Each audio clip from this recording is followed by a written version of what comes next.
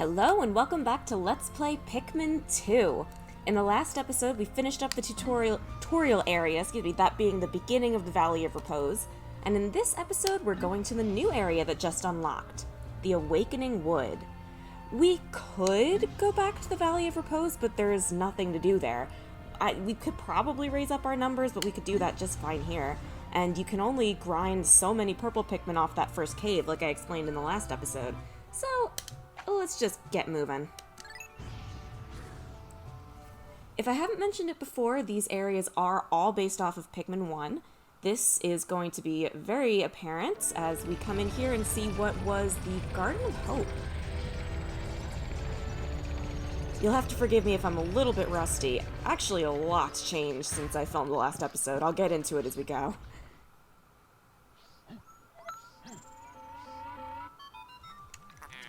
Good morning. It should please you to know the purple Pikmin are lodged safely in my hull. The confines of my interior seem to suit them perfectly, though they do occasionally tickle me. Stand in the ring of light below me and press A to call the purple Pikmin out. And we shall be doing that. They are fighters. I am not going to preserve them. I'm going to use them. Can always get more later if I need them. 10 purple Pikmin. And we'll take our red Pikmin out too. This is where the game sort of starts getting more serious. There weren't any, really serious business enemies in the last area, at least not in the parts where we get to. So, let's get started. We got a pellet posy here. I'll just let that guy take care of that. What's happening? Louie, has Olimar instructed you on the peculiarities of the Pikmin creatures? The Pikmin form groups based on color when disbanding with X. Grabbing Pikmin with A will also cause them to group by color. Now for the bonus lesson. After grabbing a Pikmin with A, you can press left or right on the control pad to swap it for another color. This is the first time you have heard this? Olimar, remember to properly train new employees. That's a good tip. I'm not exactly sure why you got it right now, but okay. Today's going to be mostly about raising up our numbers. These guys are female shear grubs. They are not particularly dangerous, and they also only give one Pikmin. There's stuff to do over there, but not right now. These guys we've seen, little guys and the big guys, so while I'm going through this, I guess I'll talk about exactly what's changed. So I'm done with school. I finished a graduate program. I have a master's, to be specific. That's why there's probably been a bit of a break between the two series, this one and the last one that I did, that being Sentinels of the Multiverse. Also, purple Pikmin are just broken, and I will be abusing the heck out of them. But yeah, I just got a master's in TESOL, which is Teaching English as a Second Language, and for the past couple months, I've just been keeping my head down, absolutely just grinding out the last bits of my schoolwork. So I haven't actually recorded for a while. The Sentinels Let's Play was going while I was doing a lot of my work, so I just sort of let that play out for a while, and I'm hoping to get back to it. Like I said at the end of Paper Mario, I do in fact have plans for my channel, and now that I'm way heavier on free time, hopefully I'll be able to actually make some of that happen. But yeah, that explains, well, it explains a little bit late, because I suppose this is going up after this series has already debuted, but that explains the longer break between series. I usually like to go a couple weeks. It was probably 3 weeks. I don't think it'll be a full month, but yeah, that's where I've been. I haven't been sick. You don't have to worry about me. This is a sunseed berry. It is a strawberry worth 170 Pokos. Not bad. There is going to be... oh, that's 10% of the debt recovered. There is outdoor treasure in every area, as well as treasure in the caves. And I'm actually kind of surprised the game didn't mention... oh, yeah, it's going to mention it now.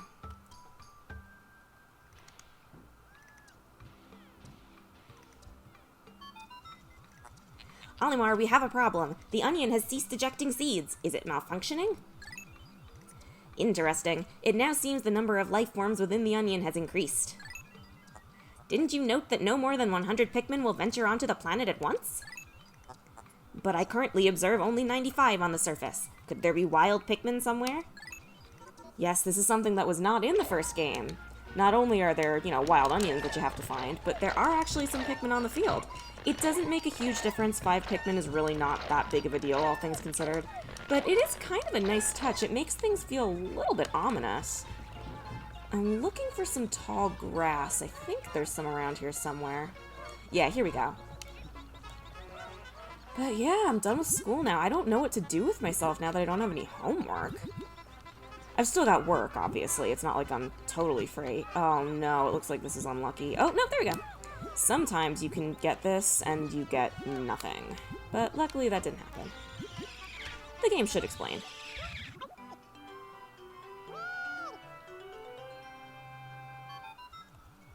The Pikmin that drank the yellow nectar instantly matured into flower Pikmin.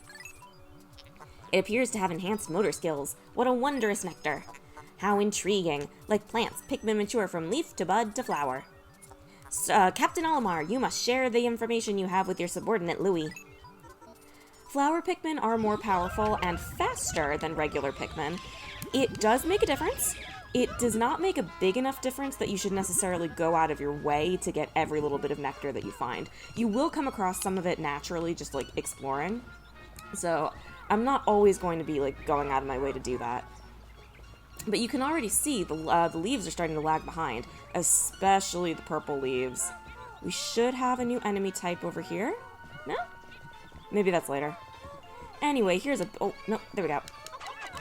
This is a honey wisp.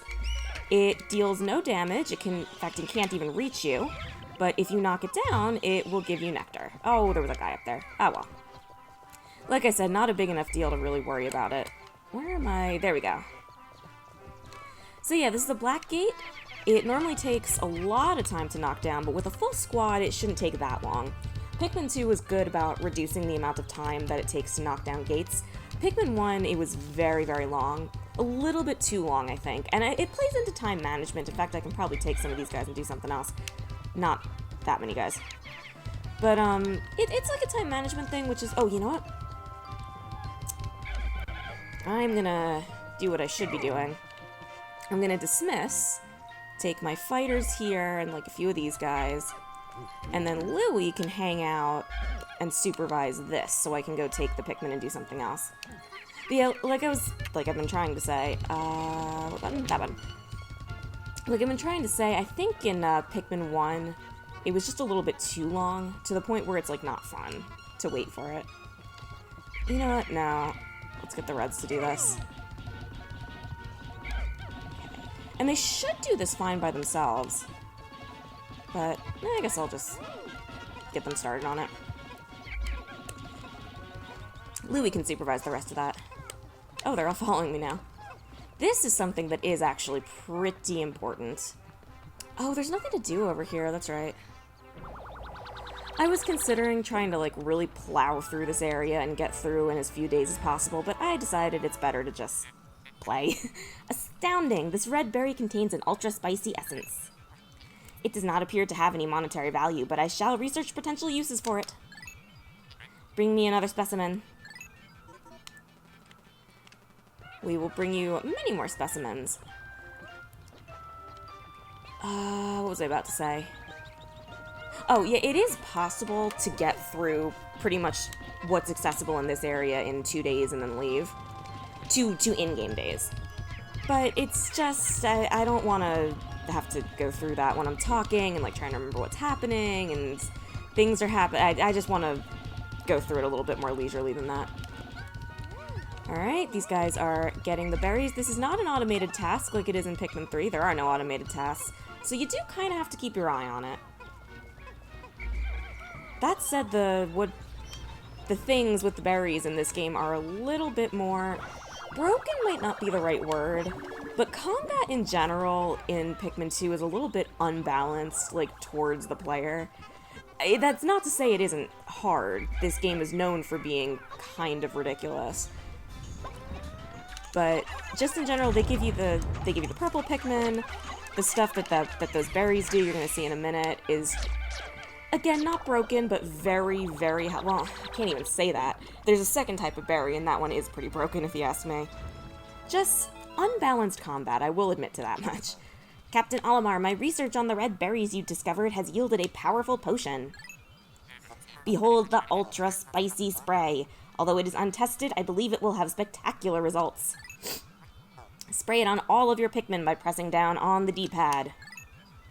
When necessary, you can produce 1 bottle of spray from 10 berries. Press start pause to contact me and confirm your berry count. Look at L on the radar screen. I can show that off. Here we go. It shows you how many berries we have, currently 0 out of 10, and 1 spray. And we just got a little pop-up on the left side of the screen there showing how many berries we have, showing how many sprays we have. Can't get up here yet. That's actually somewhere we come in from the other way. Oops. I didn't think I was going to get close enough to this guy to trigger him. That's alright. He's, yeah, he's not actually all that dangerous. Hello? Oh, that's right. I was trying to switch Pikmin types. Alright, fine, this isn't working. We're just gonna get rid of him. That's the creeping chrysanthemum. You can sneak up on him. I must have gotten a little bit too close to his territory.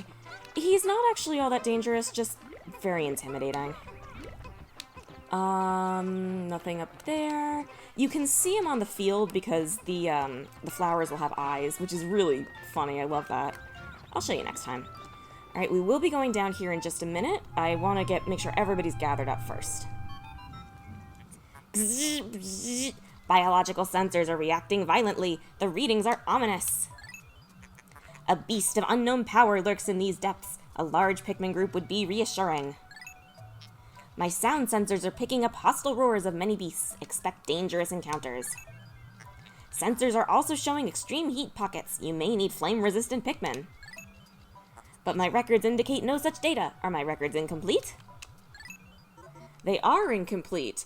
Red Pikmin are immune to fire, and that should have been noted in the research, or in the data, or whatever you're getting this from, because that was true in the first game. That's poisonous. Ooh, they know better. He won't even go up to that. I'm just trying to trigger the cutscene. Emergency! Pikmin are suffering. If you blow your whistle with B, you may be able to help them. Yes, it's actually very easy to rescue Pikmin who've been poisoned. The window is a little bit shorter than you think, but luckily it's very responsive. Although they will eventually die if you don't do anything about it. Let's get this thing broken down. Ooh, we don't have enough Pikmin for that yet. We're gonna need some more purple Pikmin. Because we've got 10 purples right now, which is 100, and then we can't possibly add up to another 100 with just the 90 red Pikmin we'd have left in our party. That's kind of a clever way of blocking that off for later. They really want you to go into that cave. Those berries have grown back, so I will be taking advantage of them. We've still got a few leaves. If Pikmin are higher than leaves, basically, so if they're flowers or buds, they will lose their petals in battle. That's kind of why I don't think it's really worth it to, sorry, I thought I heard the berries respawn. I guess not. That's why I don't think it's really worth it to go out of your way to get flowers, because you're going to lose them very quickly. So I kind of just use the nectar that comes up whenever I see it, and I don't go too far out of my way for it. Yeah, I did hear them come back. I don't usually just sit here and grind berries like this. In fact, I'm not going to. We can do this some other time. Oh, let's get that, though. If you leave berries on the ground for too long... actually, how many berries do we have? Oh, I guess... Oh, you know what happened? I had Pikmin going up the one on the left, and the berries respawned, and I just didn't realize it was second batch. Alright, we'll finish off that potion. I'll show off what it does later. What was I about to say? I was in the middle of saying something. I can't remember. Yeah, I'm a little bit rusty. It's been a while. I'm also a little bit snuffly. I do have, not a cold necessarily, but, you know, working with kids, I'm just sort of perpetually sick all the time. Not sick like I was before, though. It almost feels good to be sick with something not very serious and just be a little bit congested. How sad is that? Well, sun's starting to set. I absolutely could have done this day way more efficiently, but I thought, for the sake of the Let's Play, it's just more important for me to just, you know, do what I can as I can and not worry about it too much. I don't want to get caught in a situation where I'm trying so hard to rush that I don't get to say what I want to say. Alright, let's go. Hole of Beasts. There's fire. We are entering with our Pikmin squad. Oh boy, I need to sneeze, which I'm saying out loud because if I say it, then I won't. There we go. That's the best way to stop a sneeze, is just say you have to. And then you won't. Sub-level 1. I'm going to be skipping the little falling animations from now on. When you've seen one, you've seen them all. Alright, let's just get going, I guess. This is the first serious business cave. They're not going to throw anything really difficult at us, especially not at the first floor. Later in the game, they absolutely will be little devious little monsters. Oh, that's a new enemy. It was a new enemy. It's gone now. Alright, so these are male shear grubs. They are more dangerous than the females. They can actually snatch and eat Pikmin. They've been, from what I understand, they were more dangerous in the first game. I have heard that that in Pikmin 1, if you move a crowd through them, it's guaranteed to eat a Pikmin. I've never quite understood what that meant, but that could just be because I don't really play the first game, and they're not like that in this game as far as I can tell. And you've seen me take out a bunch of them. But yeah, that's the first new enemy we've seen in this area that can actually harm us. They're pretty easy, though. As I probably explained in the last cave, well, forgetting a little bit what we did, but as I probably did explain, you don't need to have your Pikmin with you to take them all down to the next floor, so you can just sort of let them go back off to the ship and just continue doing what you want. The caves are dark, and this is the cave where that is going to start becoming, maybe not a problem, but more obvious. There is something that will let us light the cave up at a later date, but we don't have that yet. And we also technically don't have our treasure radar, although I'm pretty sure I explained last time, you can tell if there's treasure on the floor based on the song that the Pikmin are singing. They are currently singing the "There is treasure on this floor" song. So we'll just let them carry that stuff back and get ready to go down when they're done. There are other songs that they'll sing. I'll probably show it off at some point just for fun. 100 Pokos. Stone of Glory. It's a D-pad. Alright, let's go. I can definitely feel that I haven't done this for a while. My voice is struggling a little bit. This might have to be a one video session. Sub-level 2. Again, seeing as this is the first cave, it's not going to be very long. Whenever you see one of these eggs, you should throw a purple Pikmin at it and be ready to throw more. That time, it didn't matter, but it will eventually. And you want to be ready. Those eggs contain nectar most of the time. They can have potions in them as well, but they are mostly nectar things.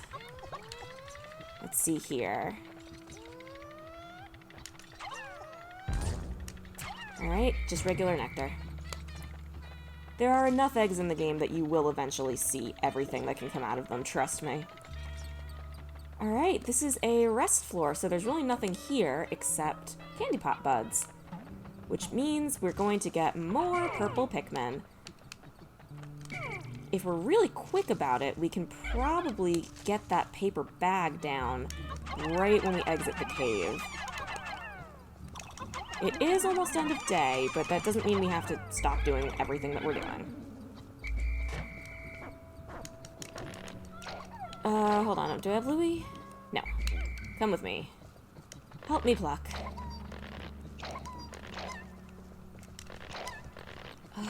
Gosh, I'm having a little bit of trouble gathering my thoughts. Oh yeah, what I was gonna mention is when you run into a piece of flora on the field, so like the mushrooms and stuff, and the flowers, I think, it adds it to your Piklopedia. At least I think that's the trigger. So I always consciously make sure to run into them as I see them. So now we've got those glowing mushrooms in our Piklopedia. I do plan on completing the Piclopedia, which, believe it or not, does take more conscious effort than you'd think, because of the plants, not because of the enemies. Alright, we've got fire, and this is one of the changes from the first game that I love. The fire geysers are destructible now. I'm pretty sure in the original game they weren't. So we just take our red Pikmin, destroy all of these, and then we can march an entire squad full of any other color through if we want. Which, in this case, really just means purple. But also, captains take damage from fire. See if I can show that. Watch, now I'm never gonna get another chance. Any more fire? Yeah, there we go. In fact, you take quite a bit of damage from fire. There are upgrades that you can get that will help you deal with hazards. We'll get them as we get them. I do have a plan for the order I want to get the upgrades in. I'm going to be prioritizing the thing... you know what? I'm not gonna tell you. I don't want to get that spoilery with all this. I don't want to tell you my entire plan. Treasure back here. A lot of the caves are themed. I believe the theme for this cave is gaming. Not just video gaming, just games.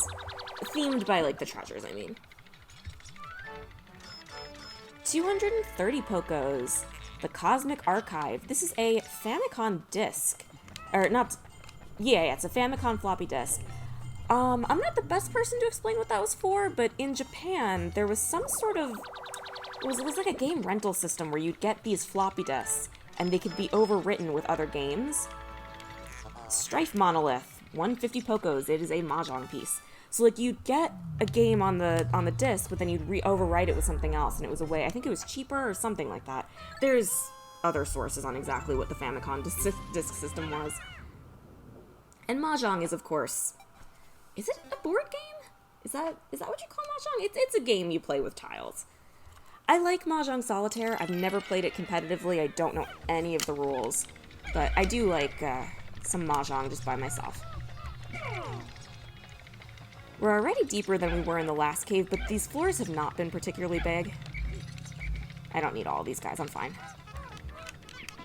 I am a little bit compulsive about taking out everything on a floor. You don't have to take out all of these fire geysers. They're all very far away from each other. Oops. Better be careful. They're all far away from each other. They're not really causing us that much trouble. But I don't know. I like it. It makes me happy. We actually could use some nectar here.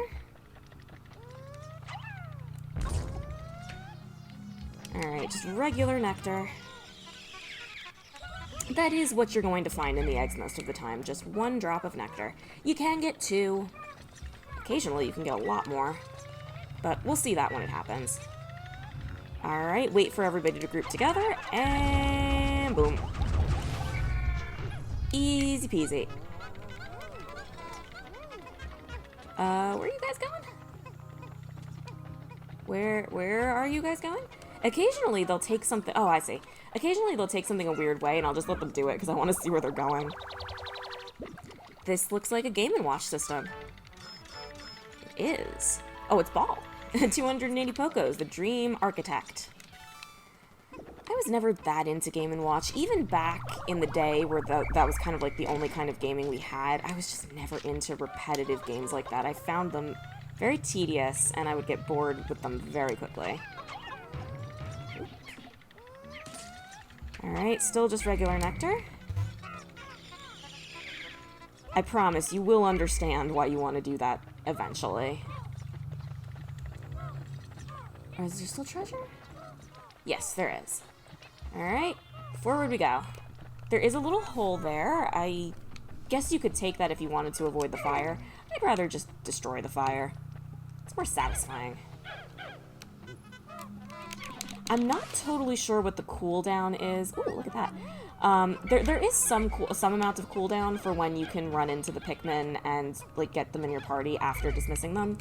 I don't totally know what it is, but I know there is some amount. Sometimes this can be a good thing, sometimes it can be annoying. The Pikmin AI in this game is a little bit rough. They really did fix that quite a bit in the third game. An Ace playing card, Nintendo playing card, in fact. 140 Pokos, the Luck Wafer. Did that thing have pie in the middle of it? It may have. Oh, shoot, let's get these guys. It interrupted me as I was plucking my Pikmin. I am gonna gather all my Pikmin just to make sure I've got the right number and didn't leave any purples in the ground. Yes, okay.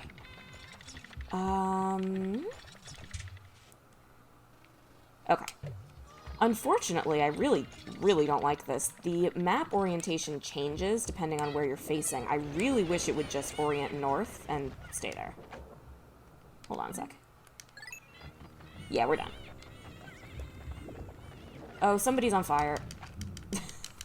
Or something happened. But as long as we go forward, as long as we go down, nobody's gonna get hurt.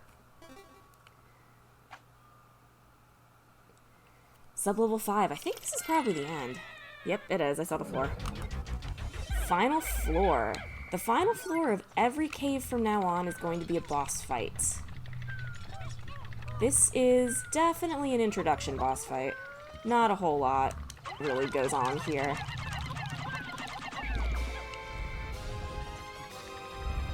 I don't mean that to say that this boss isn't dangerous. If you get caught under her as she rolls, you will die. Or your Pikmin will, I should say. However, this is the first boss of the game, and she doesn't do anything. In fact, I'm pretty sure if you walk, like, to the sides, I don't think she even rolls on her own. No.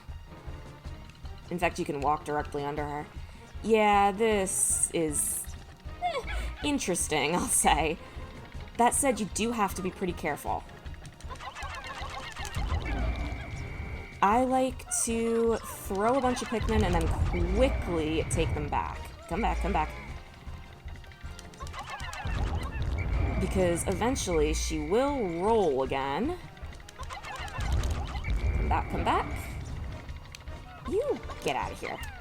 If you're careful about this, you can do this pretty easily without losing any Pikmin. Yep, that's the tell that she's gonna roll again. So we're just gonna sit here and wait for her to do it. Like I said, this is the first boss. They maybe went a little too far trying to make it easy. However, if you are a beginner and you don't know what's going to happen and you get caught by that roll, it can be pretty brutal. As far as I know, there's no cap to how many Pikmin she can kill with one roll. And I think the chances of her rolling get higher the more time Pikmin are on her. So if you let them, like, do the damage, like, cling on and do the damage, it makes her roll faster, I think. You can see on the floor, there's been things here before that she's crushed. This is the Bulborb, Empress Bulblax, by the way. She's like the queen bee of the hive. Alright, we got her. 0 casualties. Such a visceral explosion. The Love Tester. This is an old Nintendo toy. How bizarre. This device is emitting black light. It must have been ingested by that creature. What an absolutely repulsive life form. Our return to Hocotate cannot come soon enough. Yeah, I imagine from Olimar and Louie's perspective, this thing is probably pretty terrifying. Just try to think about how big that thing would be. It is going to be worth some amount of Pokos. I do find that it's worth it to bring boss remains back. It's only 15, but we're still waiting for the treasure to come back anyway. Boss treasures will all have an effect, so they're not just worth money, they also do something. This one's worth 200 Pokos. It's the Prototype Detector. This contraption seems to react when it approaches treasure. I will connect it to my radar. Processing complete. The treasure gauge is now fully operational. It will now appear on your monitor. The needle will move right as you approach treasure. And now we have our treasure radar. Like he said, the needle will move farther to the right as we get closer to treasure. It's like hot and cold. And also, it'll deactivate once there's no treasure left in an area, which is nice. So that little power down noise we've been hearing has been a glitch, and it just wasn't programmed correctly. Cave complete!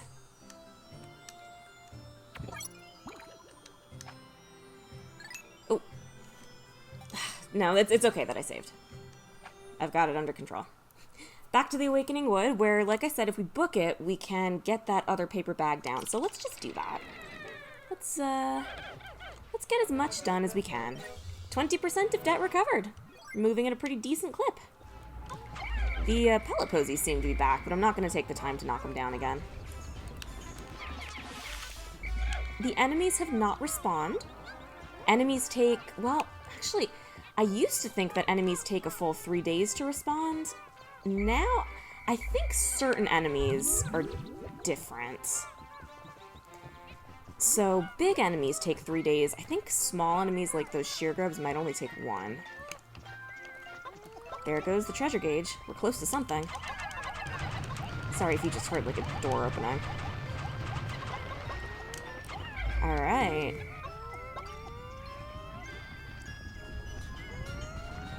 There is another cave.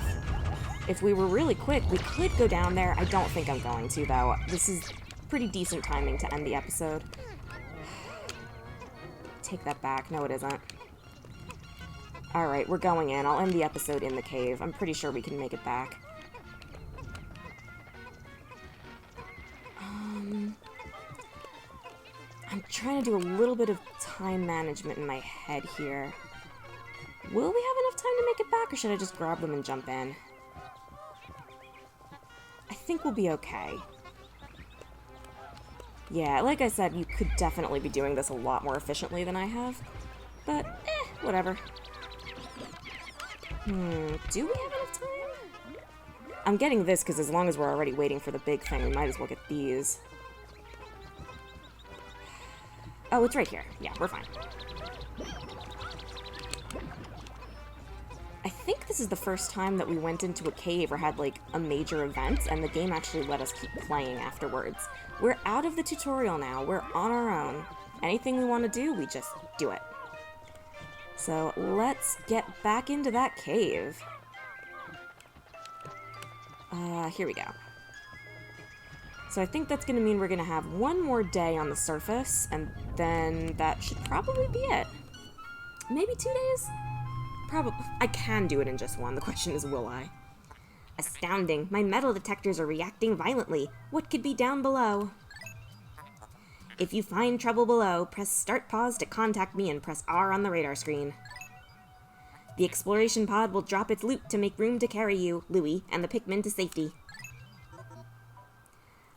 I don't tend to find that necessary, but I could see how that would be something you might want to do if you were a newer player. Enter this hole with your Pikmin squad. There is a new hazard down here that is poison. We don't have any Pikmin immune to poison, so I sure hope they give us some.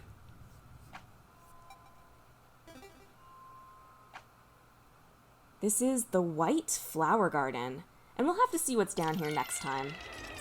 Ooh, right away we've got a different cave type. Some of my favorite music plays down in these types of floors. But, like I said, we'll find it out next time. It's actually not on this floor anyway.